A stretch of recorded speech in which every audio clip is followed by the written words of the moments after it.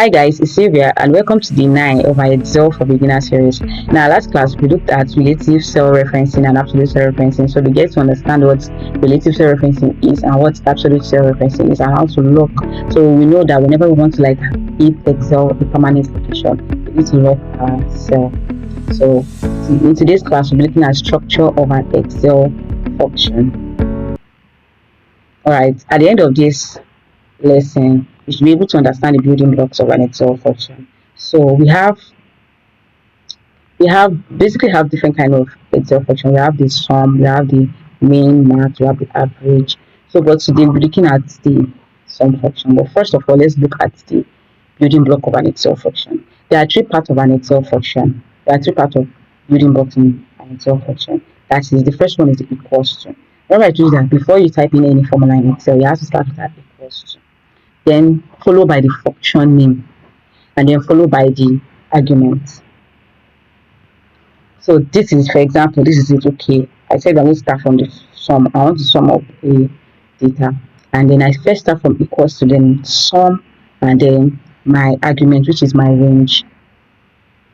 So the structure of this is basically what I'm trying to explain here. Equals to sum, and there are basically different components. The equals to, the function, in the bracket, it is very important. We're going to practicalize it. So let's jump right into Excel. We are still going to make use of this special monthly budget to do this. We already if you remember when I sum up this during the creating this Excel formula, we did this manually, but this is not an excellent way or a good way to sum up your data. There is a more better way to sum it up. So let's clear out this. If I want to go up, I'll just hold on to my control key and then come here and copy, and then I delete it. Don't worry, this is definitely going to come back if the calculations are there. So to get the data, I first remember the building blocks of an Excel function equals, and then I can come here, my formula, go to math and trick. I'm interested in sum. I want to sum up. Sum. Click on sum. You see, it brought out a range, but this is not the range I want.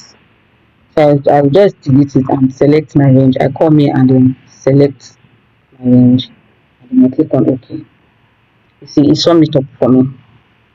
But instead of us going through all those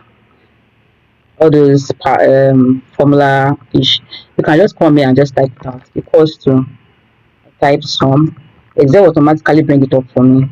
I double click on the sum, then asking me from what number to what number. So I want to sum up this. I select my range, and then I close my bracket and click enter. And then I can just go ahead and drag it down. And then same thing with this, equals to sum. I double click on this, select my sum, and then my range. I select my range and then close my bracket and click on enter. And then I come here, I will just come here and drag it. Remember, relative referencing doesn't change as long as it's the same position I compare it. So that's that about the sum. Yes, that's about the sum function. So it's very easy. You can just press equals to, instead of having to do b1 plus b2 plus b3. No, that's very stressful. So just equals to sum, and then select your range, close your bracket, and then click enter. Automatically sum it up for you. So I would like you guys to practicalize all that I've done. So in our next class, we're looking at the minimum and maximum function. Stay tuned.